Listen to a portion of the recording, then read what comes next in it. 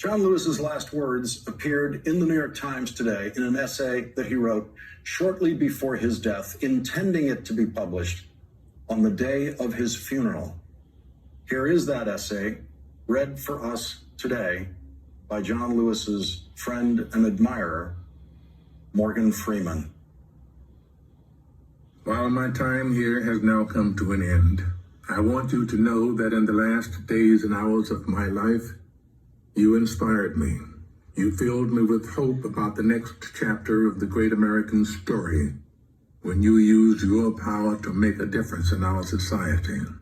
Millions of people motivated simply by human compassion laid down the burdens of division.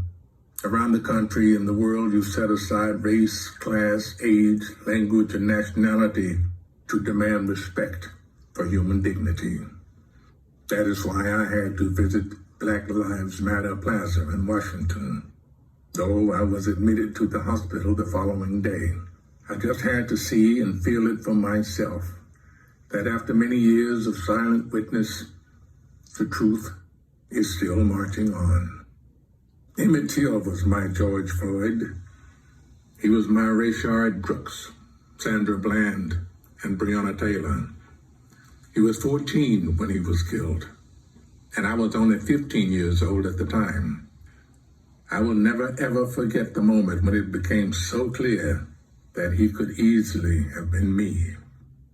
In those days, fear constrained us like an imaginary prison, and troubling thoughts of potential brutality committed for no understandable reason were the bars. Though I was surrounded by two loving parents, plenty of brothers, sisters, and cousins, their love could not protect me from the unholy oppression waiting just outside that family circle. Unchecked, unrestrained violence and government-sanctioned terror had the power to turn a simple stroll to the store for some Skittles or an innocent morning jog down a lonesome country road into a nightmare.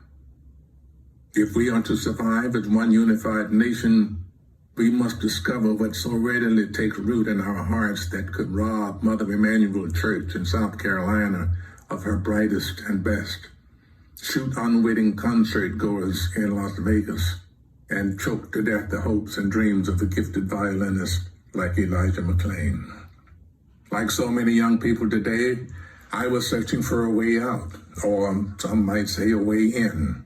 And then I heard the voice of Dr. Martin Luther King Jr. on an old radio. He was talking about the philosophy and discipline of nonviolence. He said we are all complicit when we tolerate injustice.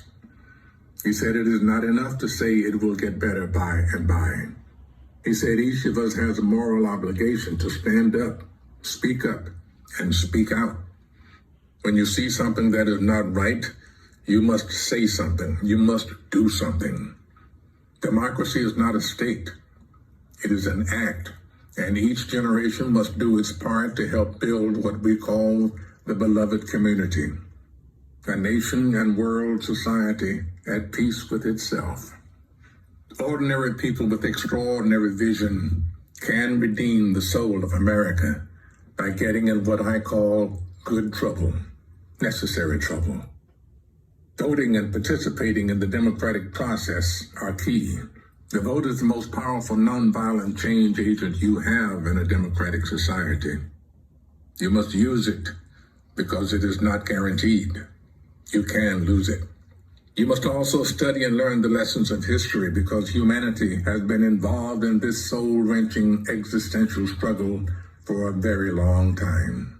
People on every continent have stood in your shoes through decades and centuries before you. The truth does not change, and that is why the answers worked out long ago can help you find solutions to the challenges of our time.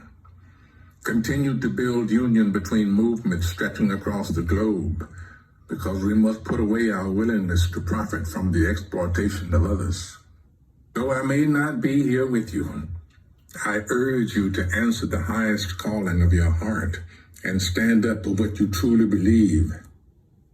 In my life, I have done all I can to demonstrate that the way of peace, the way of love and nonviolence, is the more excellent way. Now it is your turn to let freedom ring. When historians pick up their pens to write the story of the 21st century, let them say that it was your generation who laid down the heavy burdens of hate at last, and that peace finally triumphed over violence, aggression, and war. So I say to you, walk with the wind, brothers and sisters, and let the spirit of peace and the power of everlasting love be your guide. John Lewis gets tonight's last word through the voice of his friend, Morgan Freeman.